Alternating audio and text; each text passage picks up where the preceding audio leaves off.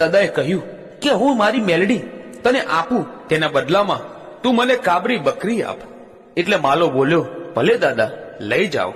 ભલે કહી કાલિયા દાદાએ ત્રિશુલ અને ચુંદડી 10 હાથ દૂર ઉભા રહી છૂટા મૂક્યા, અને એ ત્રિશુલ અને ચુંદડી ઉડતા ઉડતા માલા રબારીના હાથમાં આવ્યા.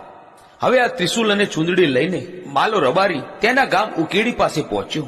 પણ તેને વિચાર આવ્યો કે મારી પત્ની દલી રબારણને જઈને કહીશ કે આપણી કાબરી બકરીને બદલે આ ત્રિશુલ અને ચુંદડી લાવ્યો છું તો મારી સાથે તે ઝઘડો કરશે.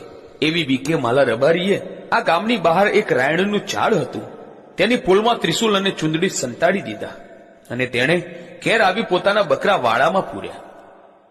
થોડી વાર પછી દલી રબારણ બકરીઓ દોહવા આવી, પણ તેને વાડામાં કાબરી બકરી ક્યાંય ન દેખાણી.